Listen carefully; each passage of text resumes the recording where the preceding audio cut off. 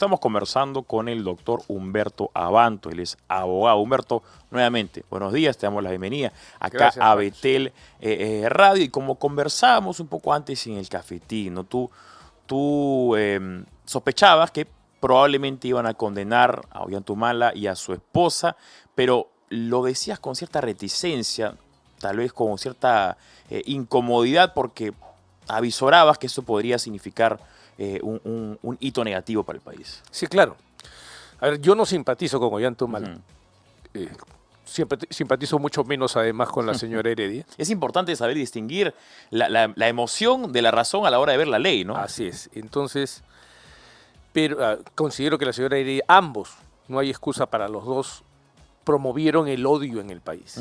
Una cosa muy mala porque ha envenenado. Nosotros tenemos una tradición histórica de odios que viene desde la República, es más, creo que iríamos hasta cuando el Perú no era Perú, desde las épocas del Tahuantinsuyo había pleitos fratricidas en el Perú.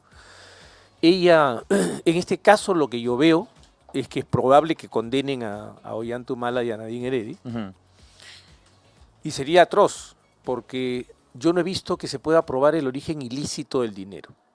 Hay que también recordar que antes del 2019, estaba permitido aportes de empresas privadas a campañas electorales. Así es. Eso cambió en el año 2019 y a él, tanto a los Humala se les acusa de presuntamente haber recibido en las campañas de 2006 y 2011. Pero ese es otro tema. El Ministerio Público, ni el Ministerio Público ni el Poder Judicial han querido obedecer a la ley, porque han tenido que pasar esta acusación al financiamiento ilegal y sabían que no era posible aplicarlo retroactivamente. Sí. Entonces lo que es evidente es que se está tratando de procesar aportes ilícitos, financiamiento ilegal de partidos, que no era un delito en ese tiempo. Y se usa la figura de lavado de activos bajo un elemento que en realidad, desde mi punto de vista y conforme a la Convención de Palermo, debería ser eliminado, que es la ignorancia deliberada. O sea, en el Perú uno puede ser condenado por lavado de activos porque sabe que el dinero, los bienes son de origen ilícito o porque debía presumirlo. Pero, a ver, si no tuviéramos el supuesto de saber la presunción, cualquiera podría pecar de decir que es ignorante, ¿no? Y se salva. No, porque la acreditación de que la persona conocía la ilicitud es muy fácil, digamos, ¿no? O sea, el lavador de activos es un lavador de activos. O sea, ven, Pancho, tienes un dinero sucio, yo te cobro una comisión, yo lo meto al sistema. Eso es, digamos, no es un misterio. Y es el estándar de la Convención de Palermo que tanto le gusta a nuestros jueces citar. Que el estándar de la Convención de Palermo es el a sabiendas.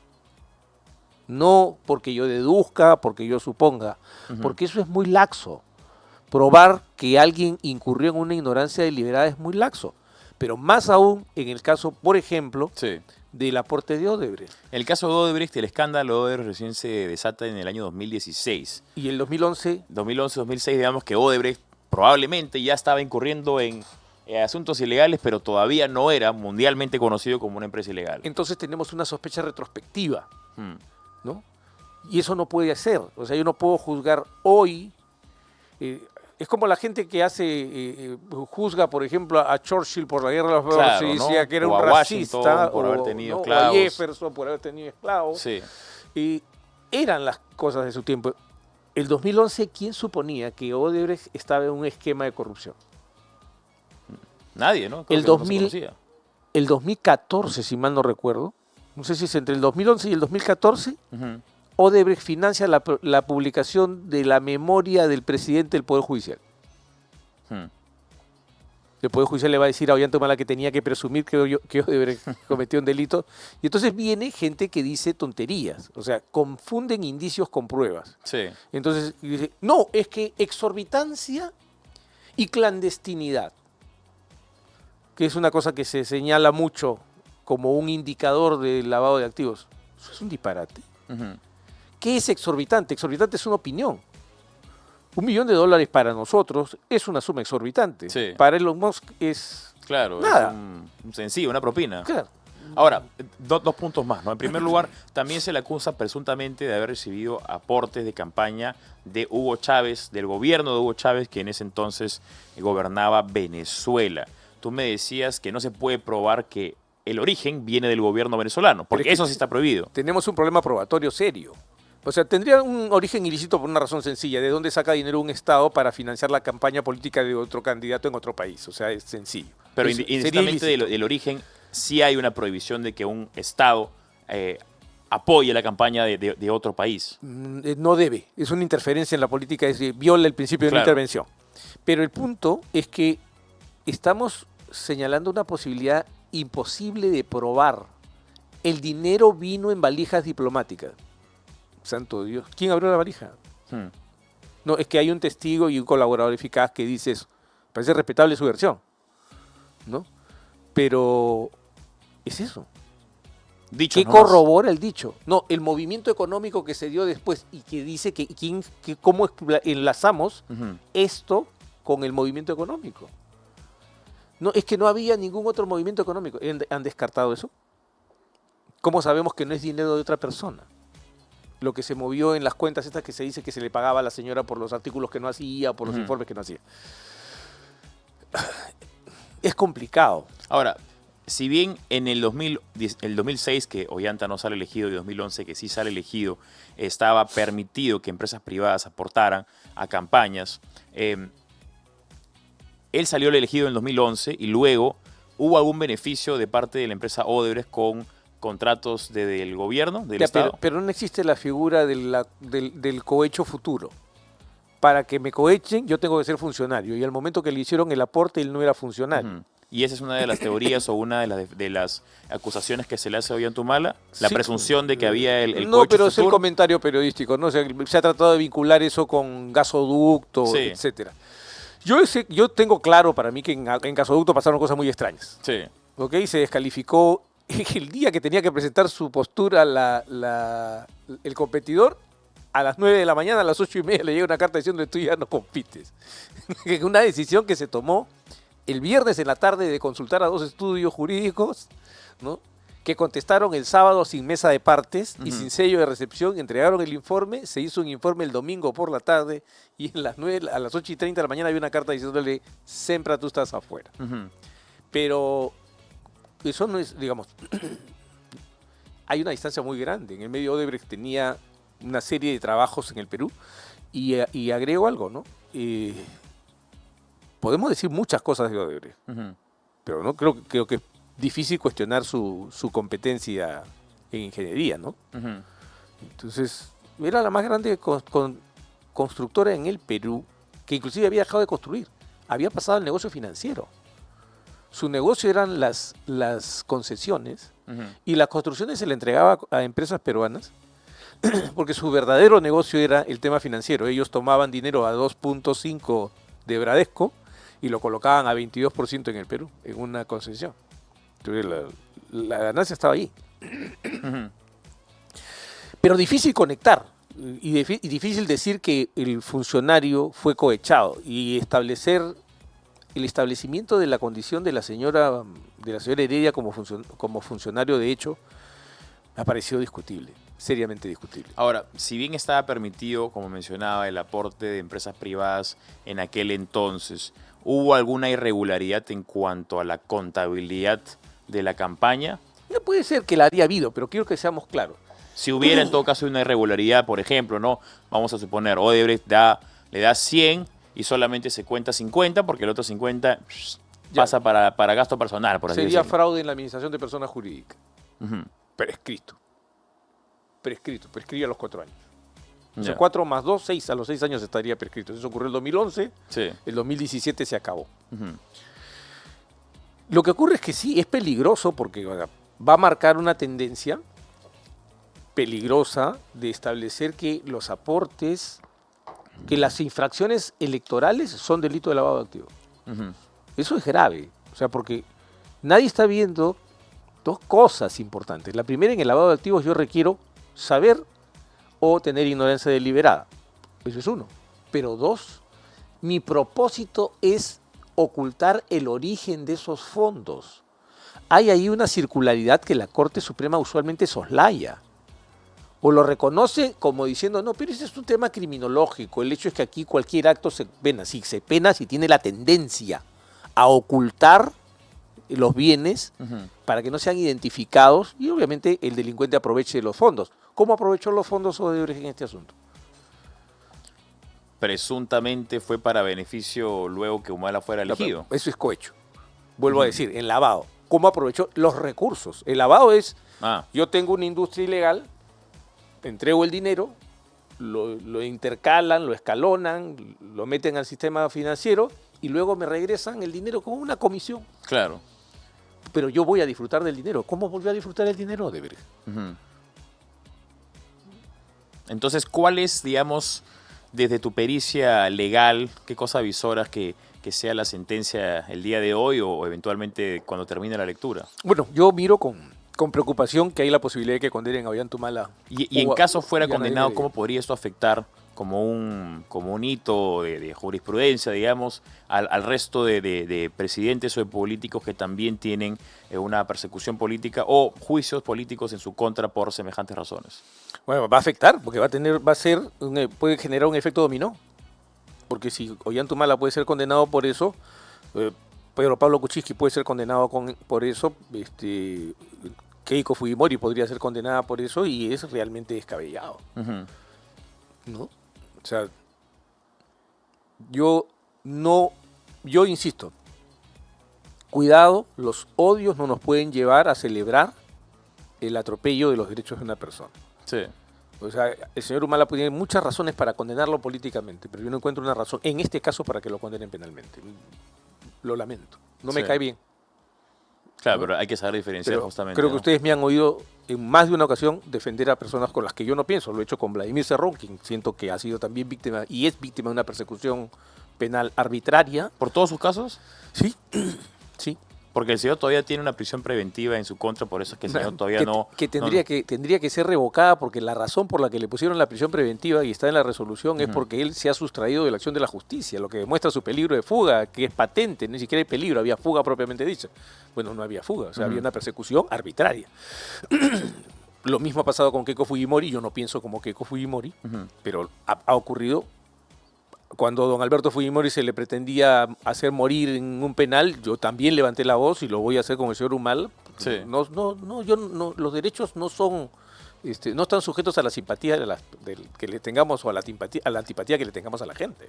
Y en el caso de Cerrón, ya se fue anulada la sentencia por el caso del aeródromo de Huanca, pero ¿también consideras ahí que hubo una irregularidad o que hubo una persecución política en su contra? Sí, yo creo que es muy sintomático. A ver, si uno mira en perspectiva, el intento de retoma del poder por parte de la izquierda caviar comienza poniendo fuera de la ley a Vladimir Cerrón.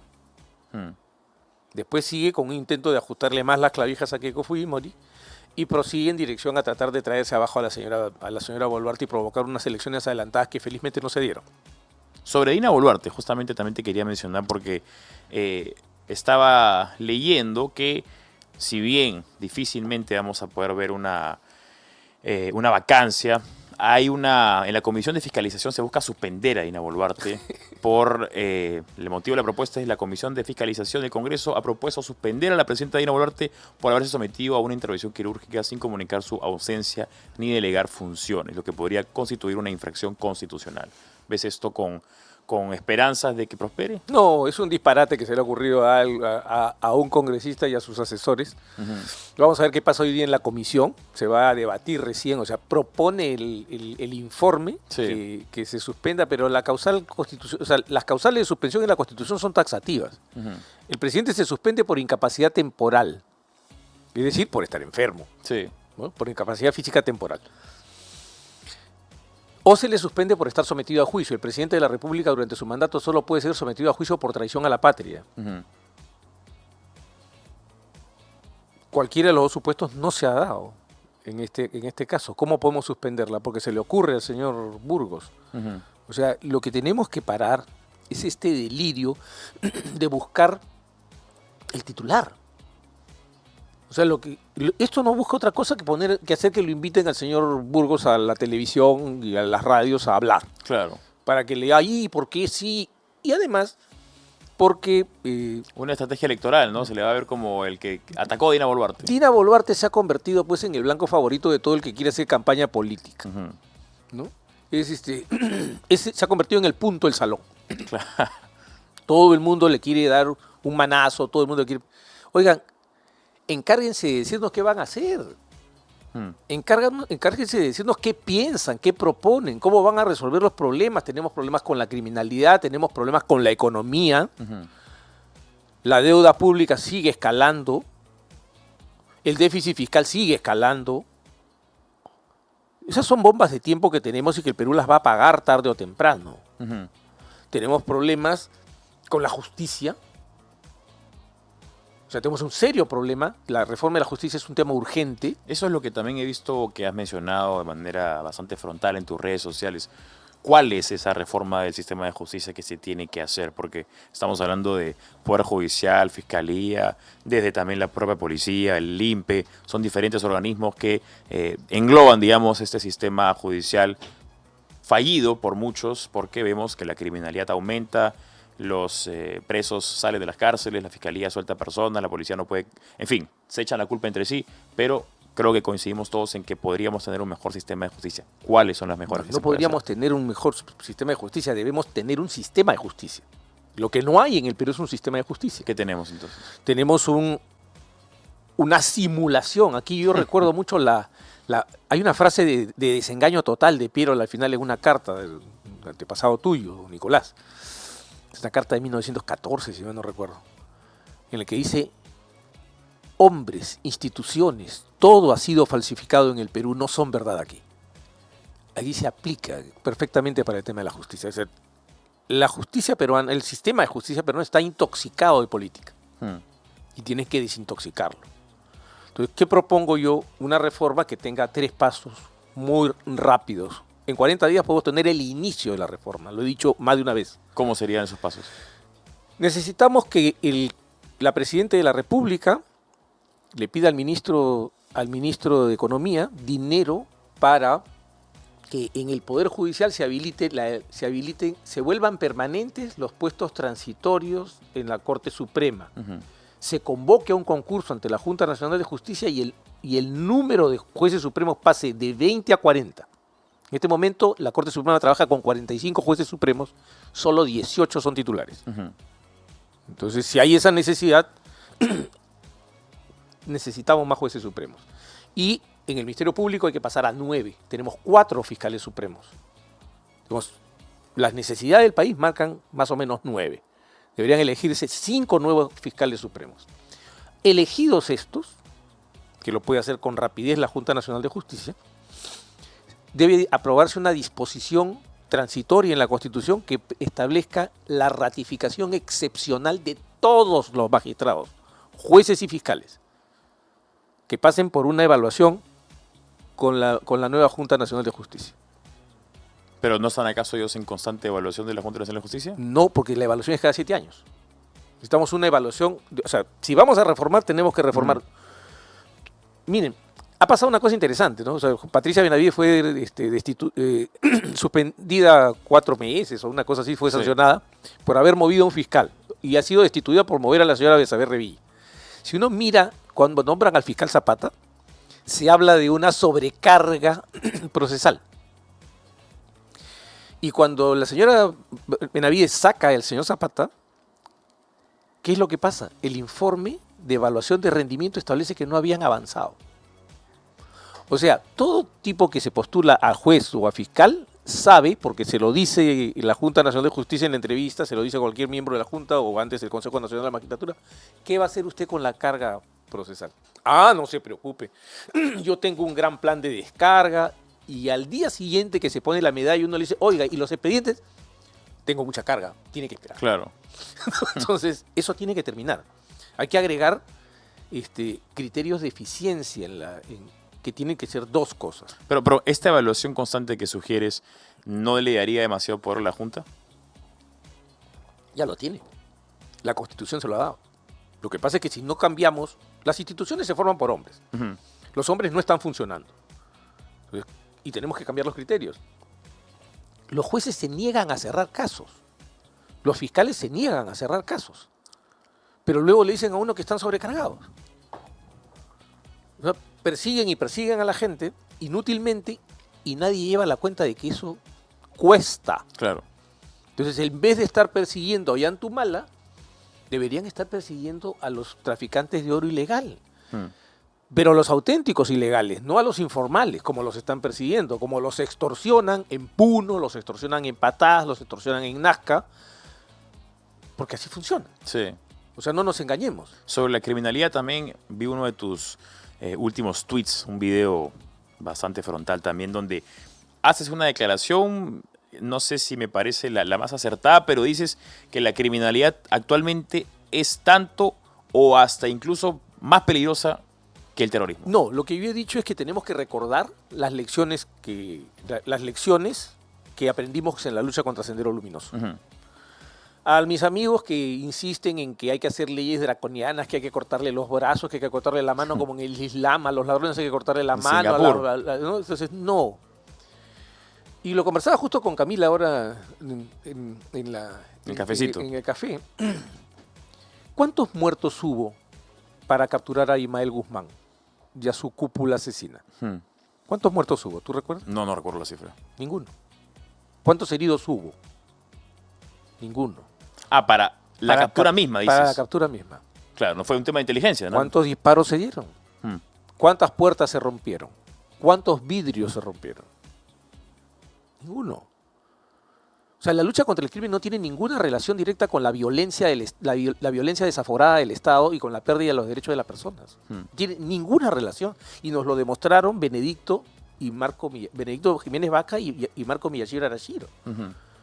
Y no queremos recordar esa lección porque estamos engolosinados con la figura seductora de Nayib Bukele o con la figura de Milei y su estilo grosero de hacer política, o el mismo Trump que está agarrando y tirando a la gente, inclusive se llevó la vez pasada un pobre hombre inocente, lo ha tirado allá en El Salvador, y ya la Corte Suprema le ha dicho que tiene que agotar gestiones para que regrese a los Estados Unidos. Entonces, y decir que eso es un error administrativo. O sea, así funciona cuando la gente monta las campañas, entre comillas, de ley y orden. Pero en el caso de Sendero Luminoso, a ver, la organización criminal tenía una evidente organización, valga la redundancia, jerárquica, donde tenías a Ismael Guzmán en la cúpula. Y como cualquier organización jerárquica, elimina la cabeza, los que están por debajo, digamos que ese poder se diluye y genera un poco de zozobra dentro de la propia organización y es una manera de debilitarlo. En el caso actualmente tenemos supuestamente al Tren de Aragua que opera desde Venezuela, desde las cárceles, operan desde diferentes partes, pero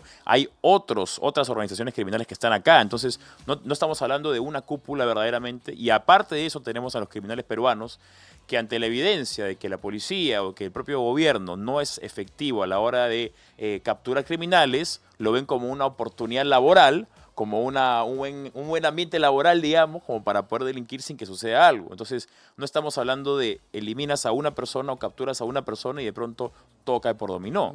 No funciona así. Pero lo que sí hay que tener claro es que el esquema se tiene que adaptar a la lucha contra el crimen organizado. Voy a hacer un ejemplo.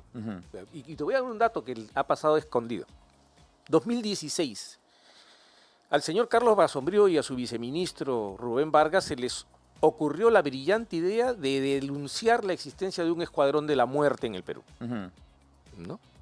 Que se estaba acabando el trabajo de las defensas de los derechos humanos por el terrorismo. O sea, se acababa ese negocio, necesitábamos crear un nuevo negocio.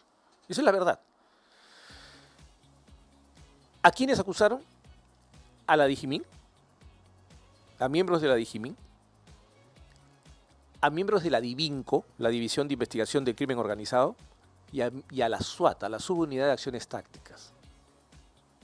¿Qué hacían estas tres?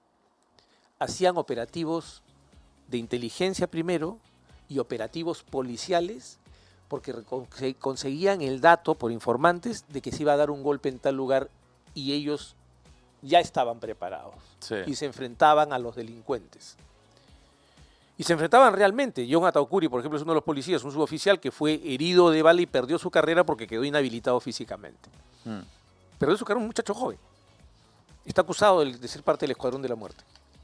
Se desactivó ese tipo de operativos. Teníamos el mismo nivel de delincuencia, ya estaban los venezolanos acá. Sí, pues.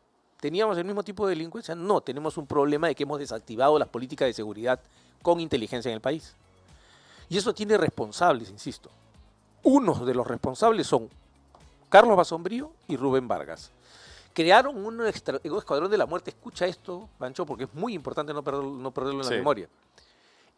La organización criminal que manejaba este escuadrón de la muerte tenía un jefe, que era un comandante de la Policía Nacional en el sector de inteligencia, Raúl Enrique Prado Rabines. Él era jefe de una organización criminal que estaba compuesta por generales, coroneles y demás miembros de la policía. ¿Tú te imaginas a un comandante dándole órdenes a los generales y a los coroneles? Bueno, esas cosas se ponen en el proceso. Cuando yo llegué al caso, por el que me han querido insultar estos por defender a los policías, los 30 efectivos que llegaron a mi defensa estaban con mandato de prisión preventiva dictada por el señor Zúñiga Gurday. La segunda sala penal de apelaciones de la Corte Superior Nacional de Justicia Penal Especializada tuvo el tino de revocar todas esas prisiones. Esos chicos perdieron su carrera, porque tuvieron que hacer abandono de destino, porque al único que capturaron, apareció muerto en su celda. Se había suicidado. Bien, muchas gracias a Humberto Abanto, abogado. Diferentes temas que hemos tenido la oportunidad de conversar. Nos ha quedado un poco corto el tiempo porque tenemos efectivamente a Camila Craig que nos espera ya para ingresar a la mesa de tendencias. Una pequeña pausa y regresamos para